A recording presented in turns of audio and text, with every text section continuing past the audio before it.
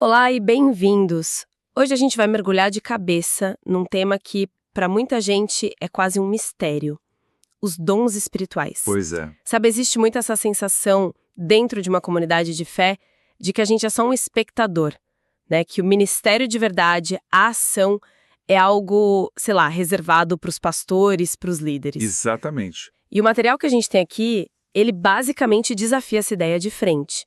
A tese dele é que cada pessoa tem uma função indispensável. Isso. Então, a grande questão que a gente vai tentar desvendar hoje é como a gente descobre e, mais importante, como a gente ativa essa função. Perfeito. E essa sensação de ser espectador é um problema real. O estudo já começa com uma frase que para mim vira essa chave.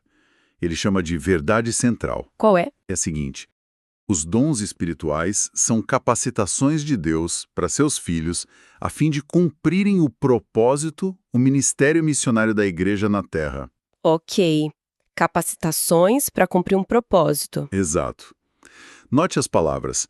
Não é um talento para entretenimento pessoal, sabe? É uma ferramenta para uma missão que é de todo mundo, coletiva. Certo. Então vamos começar por aí mesmo, pela palavra dom. É tão comum que a gente quase não para pensar nela. Sim, Quando o texto fala de dom espiritual, ele está falando tipo de um talento natural que a pessoa já tem, sei lá, ser bom em música, em comunicação, ou é outra coisa? essa é talvez a distinção mais importante que o material faz logo de cara. E a resposta está na origem da palavra em grego. A raiz é charis, que significa graça. E o dom em si é um carisma, ou seja, um dom da graça. Um dom da graça. A escolha dessa palavra é muito intencional. Ela tira todo o foco do mérito humano. Não é algo que você conquistou, que você treinou para ter ou que você mereceu. É um presente. Um presente. Mas ainda assim fica uma dúvida. Se eu sou uma ótima comunicadora desde criança, e aí me torno, sei lá, uma pregadora, o meu talento se transformou em dom? Onde que está essa linha? Ótima pergunta, porque as coisas se tocam. O conceito teológico que o material apresenta é que o dom espiritual é uma capacidade extraordinária concedida pelo Espírito Santo. Extraordinária. Sim, que vai além da habilidade humana comum. Pensa assim, o talento natural é o hardware que você já tem. O dom espiritual é o software divino que Deus instala para rodar uma aplicação específica para o reino dele. Gostei da analogia. E Deus pode, e muitas vezes faz, usar o hardware que já existe. Ele pode pegar seu talento de comunicação e, santificar ele, elevar a um novo nível de eficácia espiritual. Mas não é uma regra. Não. Ele também pode instalar um software completamente novo num hardware que parecia, à primeira vista, incompatível. Entendi. Então a pessoa mais tímida da sala pode receber um dom de encorajamento que a torna super ousada em momentos-chave, por exemplo? Exatamente isso. O dom transcende a aptidão natural. E o material adiciona outra camada aqui, que eu acho fascinante. Ele diz que a fonte desses dons não é só o Espírito Santo. Não. É a Trindade inteira.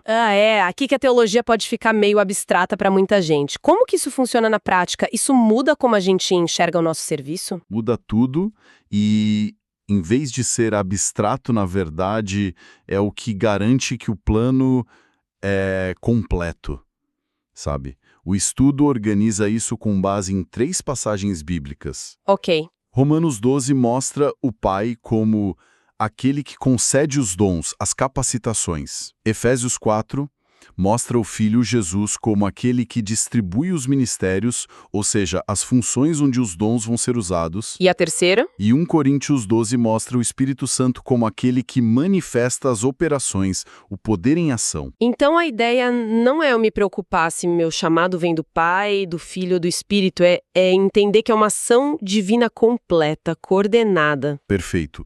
É uma iniciativa divina holística. O Pai projeta a ferramenta, o Filho designa o trabalho e o Espírito liga a ferramenta na tomada. Certo. A consequência prática disso é humildade.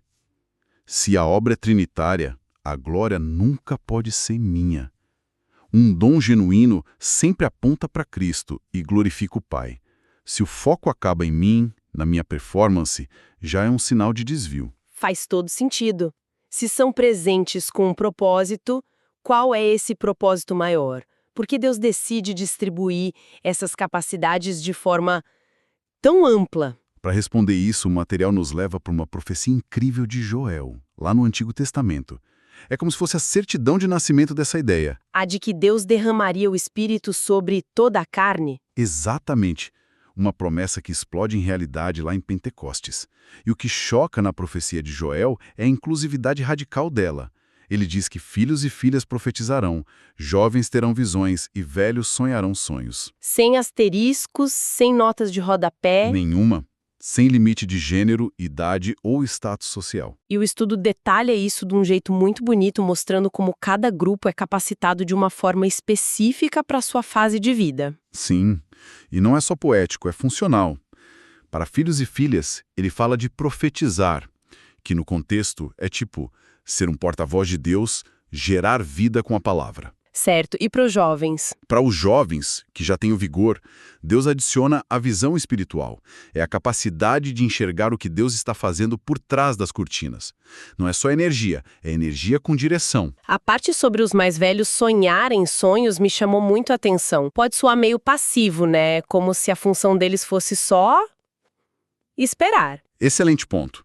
Mas a ideia de sonhar sonhos aqui é o oposto de uma aposentadoria espiritual. Como assim? Para quem já tem uma vida de experiência, os sonhos divinos funcionam como um combustível que renova as forças, a esperança. É Deus dizendo, sua jornada não acabou. Eu ainda tenho novos projetos, novas fronteiras para você. É a união da sabedoria com uma direção nova. Exato. Desafia diretamente a cultura que muitas vezes marginaliza os mais velhos. No reino de Deus, a experiência deles é um ativo valiosíssimo. Fica bem claro que ninguém fica de fora. O que me leva a outro ponto que o material reforça bastante. A conexão entre dom e ministério. A frase é: todo dom em exercício é um ministério. Isso. O que isso quer dizer na prática? Significa que um dom é como uma ferramenta de altíssima qualidade dentro da caixa. Enquanto está guardada, é só potencial. Ela só se torna útil quando você usa para construir ou consertar algo. A palavra grega para ministério é diaconia, que é literalmente serviço. Então um dom só vira ministério quando é colocado em ação para servir. Exatamente. O estudo até propõe uma jornada, uma progressão em 3 estágios. Que seria? Primeiro, o dom recebido, o momento da graça, quando Deus te dá a ferramenta. Segundo, o dom exercitado, quando você tira a ferramenta da caixa e começa a usar, talvez meio sem jeito no começo, mas em serviço. E o terceiro? O ministério efetivo. É quando o uso da ferramenta se torna consistente, hábil e realmente edifica o corpo de Cristo. O propósito é sempre o serviço. Qualquer outra motivação, tipo buscar status, é um desvio de função. Ok, mas essa ideia de serviço me faz pensar. A motivação é tudo. E no mundo focado em imagem, em performance, como a gente pode saber se o que estamos vendo é um dom genuíno e não, sabe, um show? Essa é a pergunta de $1 milhão. E o material aborda isso de frente com o que ele chama de equilíbrio essencial. E qual seria esse equilíbrio? A resposta está na conexão que não dá para separar entre o dom e o caráter. O mesmo Espírito Santo que distribui os dons é o que trabalha dentro da gente para formar o caráter de Cristo. É aí que entra o fruto do Espírito de Gálatas, né? Exatamente. Amor, alegria, paz, paciência. O estudo defende um princípio fundamental. Dons autênticos andam de mãos dadas com a transformação de caráter. Pensa bem, é relativamente fácil imitar um dom. Com carisma, alguém pode fazer um sermão eloquente, mas é impossível falsificar paciência sob pressão ou humildade genuína ao longo prazo. Então, se a gente vê um líder que é super talentoso, mas ao mesmo tempo é arrogante e impaciente, o material sugere que isso é um grande sinal de alerta. Exatamente. É um curto-circuito espiritual. O poder pode até estar fluindo, mas está desconectado da fonte que transforma o caráter. É um carro de Fórmula 1 com um motorista imprudente. Perigoso. Muito. A santificação e o desenvolvimento dos dons não são duas coisas separadas. São trilhos paralelos, do mesmo trem. Isso é muito poderoso. Para ajudar a organizar essas ideias todas, o estudo propõe uma classificação dos dons em 3 grandes categorias, certo? Não como caixas rígidas, mas como lentes. Certo. São 3 perspectivas que se completam. A primeira lente são os encargos. Pense neles como as responsabilidades formais reconhecidas publicamente na igreja, como os papéis de presbíteros e diáconos. Ok. A segunda. A segunda são as funções. Estas são as capacitações práticas do dia a dia dadas a todos para edificação mútua. É aqui que entram as listas de Romanos 12 e Efésios 4. Ensino, serviço, misericórdia. Isso. E a terceira são as manifestações. São as operações mais abertamente sobrenaturais do Espírito. De 1 Coríntios 12. Dons de curar, milagres. E o foco do material de hoje é mais nas 2 primeiras, né? Que são a base de tudo. E aqui, muitas igrejas tropeçam, sabe? Focam demais nas manifestações, que são mais espetaculares, e acabam negligenciando as funções do dia a dia, que é o que sustenta a comunidade. Dentro dessa primeira categoria, encargos, o estudo faz uma distinção muito forte entre a mentalidade de cargo e a de encargo. Não é só um jogo de palavras, né? De jeito nenhum. É uma mudança de paradigma. Um cargo, na lógica do mundo, é sobre posição, título, status, poder. Cria hierarquia. Exato. Pensa no gerente. Já um encargo, na lógica do reino, é sobre responsabilidade, serviço, cuidado. O modelo não é o CEO, é Cristo lavando os pés dos discípulos. É um peso santo. Ok. Vamos mergulhar, então, na segunda categoria, as funções. O material foca em 2 listas principais. A primeira, de Romanos 12. Isso, os chamados dons práticos. E o que é genial é o pré-requisito que Paulo coloca. Uma vida de consagração total a Deus, o nosso culto racional. Ou seja, os dons não operam no vácuo. Eles fluem de uma vida que foi entregue. Exato. Em vez da gente passar por todos os 7 dons da lista, vamos focar em alguns que talvez sejam mais confundidos. Por exemplo, exortação e misericórdia. Parecem coisas parecidas. Parecem, mas a aplicação é bem diferente. O dom de exortação, ou encorajamento, é a capacidade de fortalecer o ânimo de alguém com palavras. É a pessoa que sabe dizer a coisa certa na hora certa. E a misericórdia? A misericórdia é mais prática, mais empática. É a capacidade de sentir a dor do outro e ser movido a uma ação compassiva para aliviar aquele sofrimento. Um fala ao espírito, o outro age na necessidade. Entendi. E o dom de presidência? Só como algo de empresa? O nome pode enganar. Não é sobre ser o presidente. A palavra grega tem a ver com estar à frente de, liderar, organizar. É o dom de administração, então? Isso. Liderança e administração. É a pessoa que consegue ver um projeto, organizar pessoas e recursos e fazer as coisas acontecerem. Sem esse dom, muitas boas intenções morreriam na praia. E Paulo fala não só do que fazer, mas do como fazer? Exato. Quem lidera com diligência. Quem exerce misericórdia com alegria. A atitude valida a ação. Certo. Agora, a segunda lista de funções vem de Efésios 4. E ela parece ter uma natureza diferente. O material fala dos 5 ministérios. Sim, aqui a perspectiva muda. Não são apenas capacitações, mas pessoas, dons. A ideia é que o próprio Cristo deu pessoas como presentes para a igreja. Apóstolos, profetas, evangelistas, pastores e mestres. Pera um pouco. Você está dizendo que essas pessoas, esses líderes, não são as estrelas do show, mas sim presentes para a equipe? Exatamente. A função deles é servir o resto do time.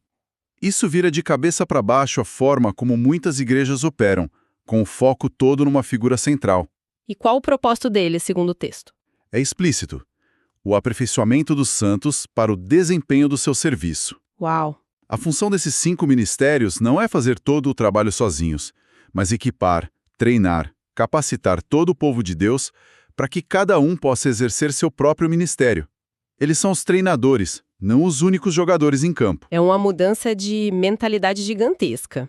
Então o apóstolo seria o treinador que ensina o time a desbravar novos territórios. Perfeita analogia. O profeta, o que ajuda o time a entender a estratégia. O evangelista, o que treina todo mundo para trazer gente nova para o time. Exatamente. E os pastores e mestres, que o texto grego une de forma muito próxima, são os que garantem que o time esteja saudável e bem nutrido. O pastor cuida do bem-estar e o mestre garante que todos entendam as regras, a doutrina. Juntos, eles criam um ambiente para o potencial de cada um florescer. Isso. Uau! Olhando para tudo isso, a imagem que se forma de um organismo vivo, sabe? Incrivelmente complexo, interdependente, onde cada célula é vital. Exatamente. Se a gente fosse resumir os pontos principais que ficam dessa nossa conversa, o que você destacaria? Olha, primeiro, que os dons são presentes da graça. Isso nos vacina contra o orgulho.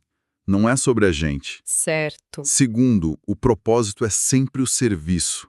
Um dom que não serve para edificar os outros, ele se atrofiou. Terceiro. O equilíbrio entre a capacidade, que é o dom, e o caráter, que é o fruto do Espírito. Esse é o teste de autenticidade. Um não sobrevive sem o outro. E por último, essa visão de liderança como um serviço que capacita e não que centraliza. Talvez essa seja a ideia mais revolucionária e necessária para os dias de hoje. E o interessante é que este material é tipo o primeiro tempo do jogo, né? Ele prepara o terreno para uma análise futura sobre as manifestações do Espírito, os dons de 1 Coríntios 12. Com certeza. Isso vai gerar outra conversa fascinante. Sem dúvida. Mas para fechar o que a gente viu hoje, o estudo nos deixa com uma pergunta que ecoa. Não é para responder rápido, é para refletir. Manda.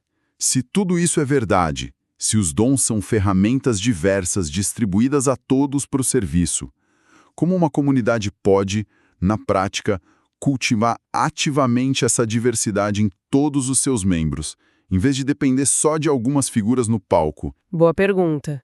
O que realmente aconteceria se cada pessoa entendesse a sua função, por mais simples ou invisível que parecesse, como uma parte absolutamente essencial e insubstituível de um corpo vivo e pulsante?